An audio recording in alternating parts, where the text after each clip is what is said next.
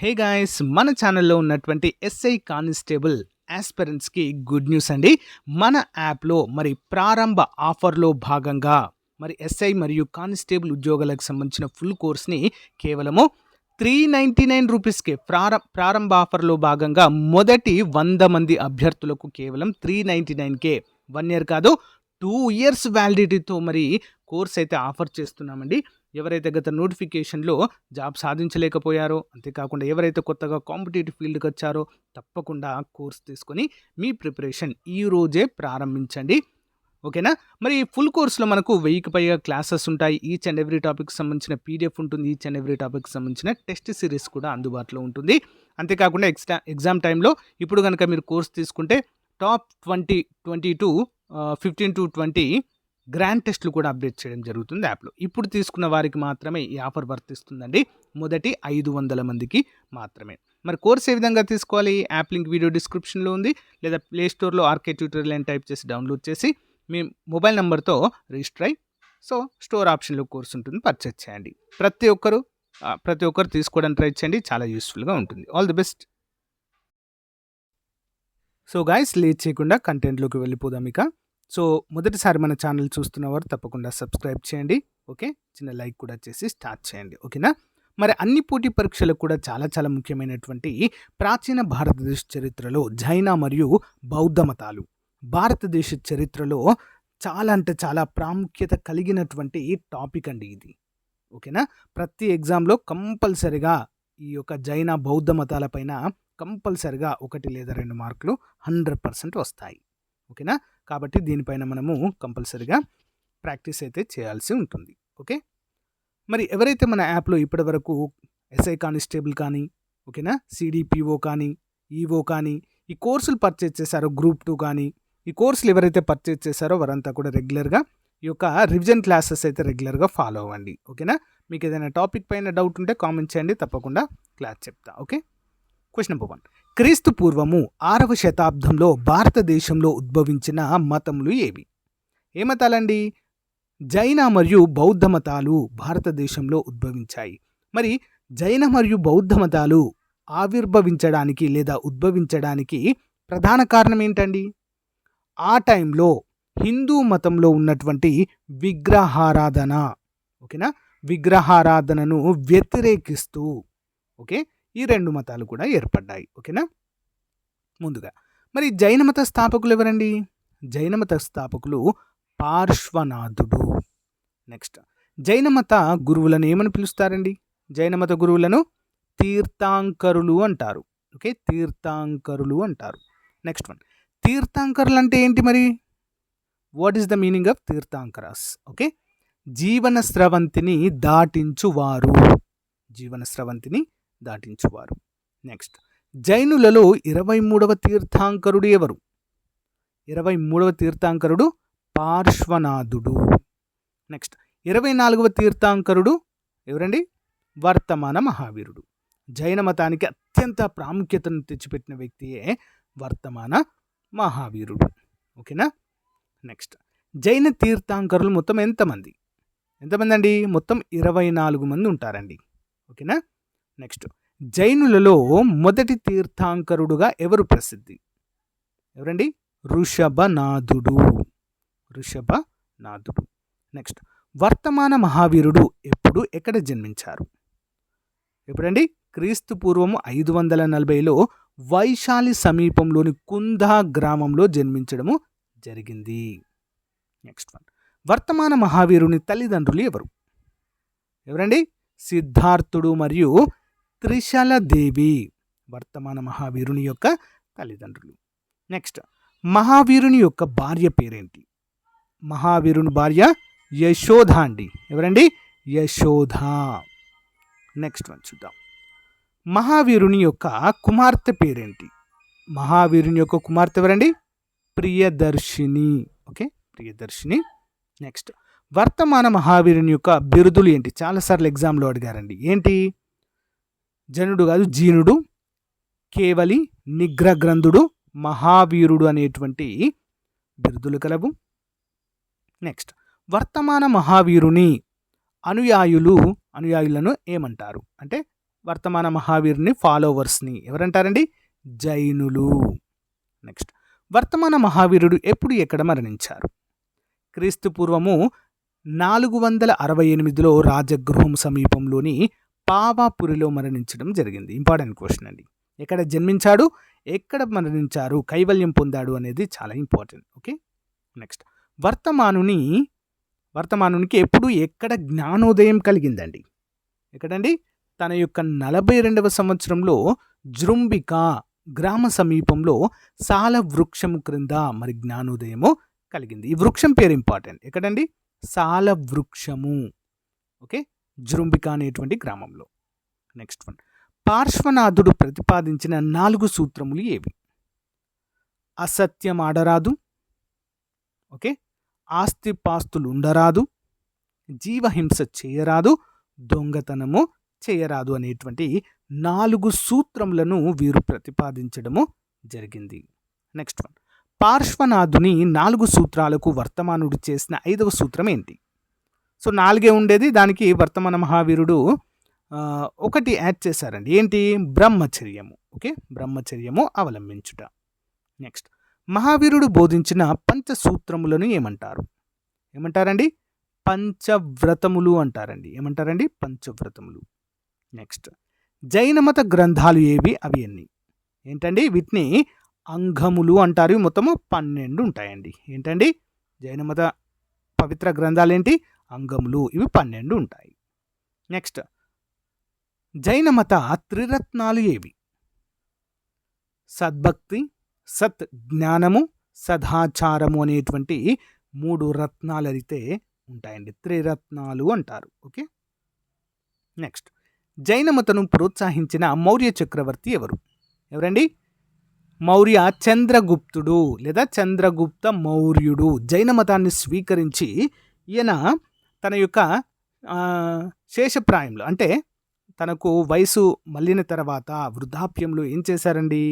So కర్ణాటకలోని శ్రవణ బెలగోళ అనేటువంటి జైన మందిరం ఉంటుందండి.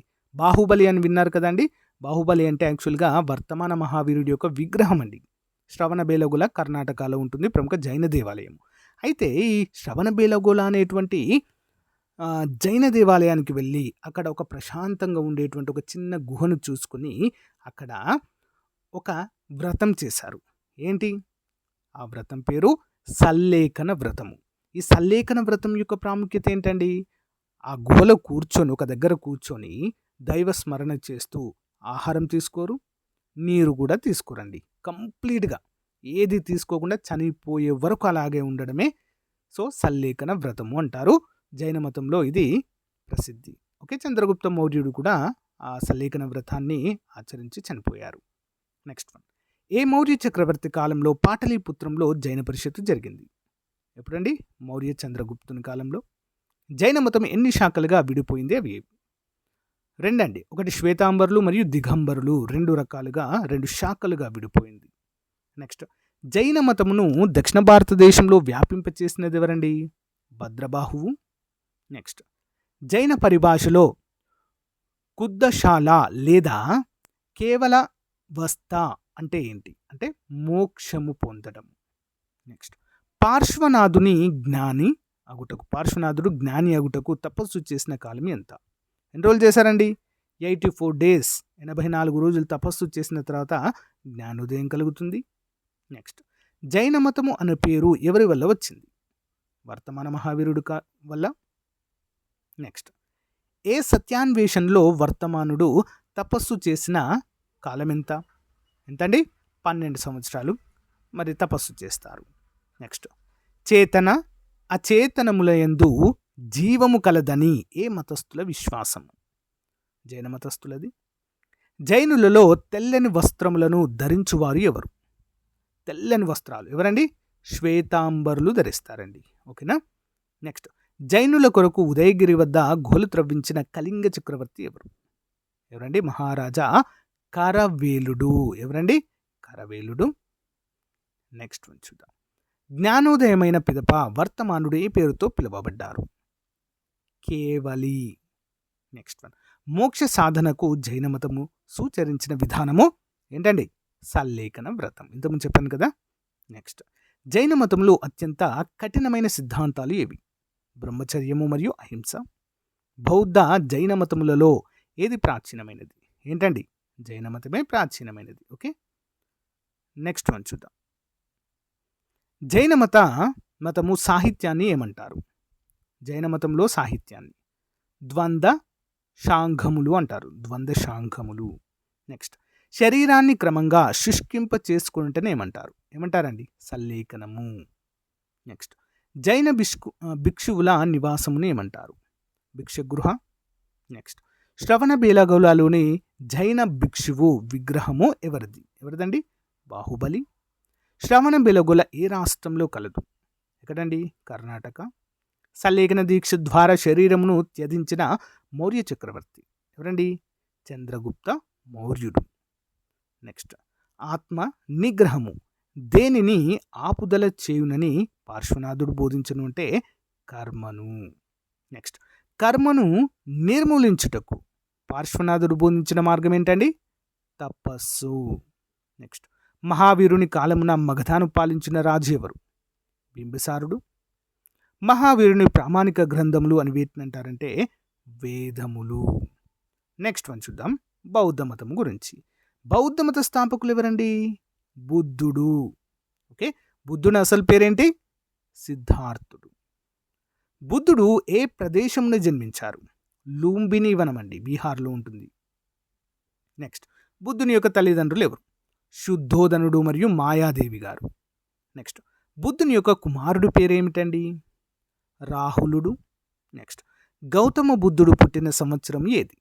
క్రీస్తుపూర్వము 567. బుద్ధుడు క్షత్రియ కులంలో ఏ శాఖకు చెందిన రాజు? అంటే శాక్య. నెక్స్ట్, బుద్ధుడు ఏ వంశంనకు యువరాజు అండి? కపిలవస్తు. నెక్స్ట్, బౌద్ధ మతంలో బుద్ధుడు ఇల్లు వదిలి వెళ్ళు సంఘటనను ఏమని పేరు? ఇల్లు వదిలి వెళ్తారు కదా అండి మోక్ష సాధన కోసము, దాన్ని ఏమంటారండి? ఏ పేరుతో పిలుస్తారంటే మహాభినిష్క్రమణము అంటారండి. Important question. నెక్స్ట్ వన్, బుద్ధుడి జీవితంలో గొప్ప మార్పు తెచ్చిన 4 ముఖ్య దృశ్యంలేంటి? ఏ దృశ్యంను చూసి చెలించిపోయి మారాడండి? ఒక రోగగ్రస్తుడు, వృద్ధుడు, సన్యాసి మరియు మృతదేహము. ఓకే, వీటిని చూసి చెలించిపోయి మరి మార్పు అయితే రావడం జరిగింది. నెక్స్ట్, ఇల్లు వదిలి వెళ్ళినప్పుడు బుద్ధుని యొక్క వయసు ఎంత? 29 years, 29 సంవత్సరములు. బుద్ధుడికి ఎచ్చట జ్ఞానోదయం కలిగింది? గయాలోని బోధి వృక్షము క్రింద. నెక్స్ట్, బుద్ధుడు జ్ఞానోదయము పొందిన సంఘటనను బౌద్ధ మతంలో ఏమంటారు? ఏమని పిలుస్తారండి? సంబోధి. Important question. నెక్స్ట్, జ్ఞానోదయమైన పిమ్మట బుద్ధుడు తాను కనుగొన్న సత్యములను ప్రప్రథమంగా ప్రకటించిన స్థలము ఏంటండి? సారనాథ. నెక్స్ట్, బుద్ధుని సాహిత్యమునకు ఏమని పేరు? ఏంటండి? త్రిపీఠకాలు. ఈ త్రిపీఠకాలు ఏ భాషలో రచించబడ్డాయండి? పార్షి. ఇంపార్టెంట్ క్వశ్చన్ అండి. ఓకేనా? బౌద్ధ మత గ్రంథాలు పార్షిలో రచించబడలేదు. దీనికి ఒక ప్రత్యేకమైన భాష ఉందండి. అది పా అనేటువంటి భాషతో స్టార్ట్ అవుతుంది. కామెంట్ చేయండి ఫ్రెండ్స్ మీకు తెలిస్తే. బౌద్ధ మత గ్రంథాలు ఏ భాషలో రచించబడ్డాయండి? కామెంట్ చేయండి మీకు తెలిస్తే. లేదా బౌద్ధ మత గ్రంథాలను కామెంట్ పెట్టని నేను ఆన్సర్ చెప్తా. ఓకేనా? మరి బుద్ధుని సాహిత్యంకి ఏమని పేర్లండి? త్రిపీఠకాలు. గౌతమ బుద్ధుని ఆసియా జ్యోతిగా అభివర్ణించిన వారెవరు? ఆసియా జ్యోతి ఎడ్విడ్ ఆర్నాల్డ్.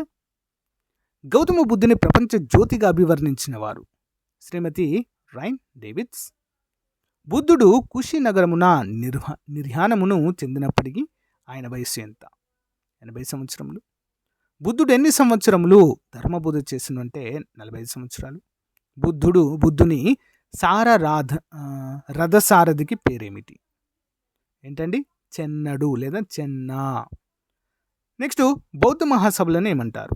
సంగీతీలు. నెక్స్ట్, ధర్మచక్ర పరివర్తనమును ఏ మతముకు చెందినది? బౌద్ధ మతము.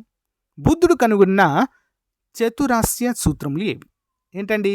లోకము దుఃఖమును, లోకమునందు ఏంటండి? దుఃఖమయము. 2, దుఃఖమును పోగొట్టుటకు కోరికలను త్యజించాలి. దుఃఖమునకు కోరికలే కారణమని చెప్పారు. కోరికలను జయించుట అష్టాంగ మార్గములను అనుసరింపవలనని సూచించడం జరిగింది. నెక్స్ట్ అష్టాంగ మార్గములు ఏవి? అష్టాంగ మార్గములు సత్వాక్కు, సత్క్రియ, సజ్జీవము, సత్శ్రమ, సత్ ఆలోచన, సద్ధ్యానము, సత్ నిశ్చయము, సత్ దృష్టి. నెక్స్ట్ బుద్ధుని యొక్క అనుచరులం పేరేంటి? ఆనందుడు మరియు ఉపాలి. నెక్స్ట్ వినయశృతి పీఠికలు వేని ఆధారంగా రూపొందించబడ్డాయి? బుద్ధుని యొక్క ఉపదేశాలండి. ఓకేనా. మొదట బౌద్ధ సంగీత ఎవరి కాలంలో జరిగినది అంటే అజాతశత్రువు.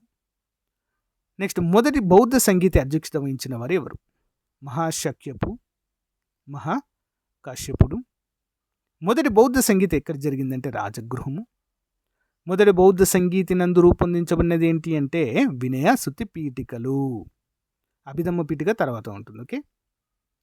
నెక్స్ట్ రెండవ బౌద్ధ సంగీత ఎక్కడ జరిగింది? వైశాలి నందు. నెక్స్ట్ బౌద్ధులు మహాసాంఘికులుగాను నెక్స్ట్ స్థర విరవాదులుగాను చీలిపోయిన సంగీతి ఏంటంటే రెండవ సంగీతి. పీఠికలు ఏ భాషలో రచించబడ్డాయి? పాలీ భాష. నెక్స్ట్ మూడవ బౌద్ధ సంగీత ఎక్కడ ఏర్పాటు చేయబడిందంటే పాటలీపుత్రమునందు. నెక్స్ట్ మూడవ బౌద్ధ సంగీత ఏర్పాటు చేసిన వారు ఎవరండి? అశోకుడు. మూడవ బౌద్ధ సంగీతి ఎవరి అధ్యక్షతన జరిగిందండి? మొగలిపుత్త తెత్సా. నెక్స్ట్ మూడవ బౌద్ధ సంగీతంలో రూపొందించినవి ఏవి? అభిధమ్మ పీఠిక. నాలుగవ బౌద్ధ సంగీత ఎక్కడ జరిగిందండి? కుందలవనము జలంధర్. నెక్స్ట్ నాలుగవ బౌద్ధ సంగీత ఎవరి కాలంలో జరిగింది? కనిష్కుడు. నాలుగవ బౌద్ధ సంగీత అధ్యక్షత వహించిన వారు ఎవరండి? వసుమిత్రుడు. నాలుగవ బౌద్ధ సంగీతలో బౌద్ధ మతం ఎలా విడిపోయింది? హీనయానము మహాయానముగా విడిపోయింది. నెక్స్ట్ బుద్ధుని లేక సుప్రసిద్ధ భిక్షువులు అస్థికలపై నిర్మించిన కట్టడములు ఏవి అంటే స్తూపములు అంటారండి వాటిని. ఓకేనా. నెక్స్ట్ బౌద్ధుల విశ్రాంత గృహములను ఏమని పిలుస్తారంటే ఆరామములు. బుద్ధుడు ఏ సంవత్సరంలో నిర్యాణం చెందాడండి అంటే మరణించారు? క్రీస్తు శకము 487. బుద్ధుని మరణాన్ని ఏమంటారు? మహాపరినిర్యాణము. నెక్స్ట్ బుద్ధుడు బోధించిన నీతి నియమావళి ఏంటి? అహింస, దయ, భోగ విసర్జన, ప్రేమ, సత్యము. బుద్ధుడి యొక్క రథసారథి ఏంటి? రథసారథి ఎవరండి? చెన్నుడు. బుద్ధుని యొక్క ప్రథమ జ్ఞాన బోధననేమంటారు? ధర్మచక్ర పరివర్తనము. నెక్స్ట్ బౌద్ధుల ప్రార్థనా మందిరాలను ఏమంటారు? చైత్యములు అంటారు. బౌద్ధ భిక్షుల విశ్రాంతి మందిరములను ఏమంటారండి? ఆరామములు అంటారు. భారతదేశ చరిత్రలో ప్రప్రథమ సామ్రాజ్యం ఏది? మగధ సామ్రాజ్యము. ఏ ఏ సిద్ధాంతములను జైన బౌద్ధ మతములు అంగీకరించను? కర్మ మరియు పునర్జన్మ. ఓకేనా. సో గాయస్, ఇది ఈ రోజుకు సంబంధించిన మోస్ట్ ఇంపార్టెంట్ జైన మరియు బౌద్ధ మత ముఖ్యమైన ప్రశ్నలు. అన్ని పోటీ పరీక్షలకు 1 or 2 మార్క్స్ అయితే వస్తున్నాయండి. కాబట్టి కంపల్సరీగా మనము ప్రిపేర్ అవ్వాలి. ఎవరైతే యాప్లో ఇంకా కోర్స్ తీసుకోలేదో తప్పకుండా తీసుకోండి. ఇంకా ఆఫర్స్ అయితే ఉన్నాయి. All the best. Thank you.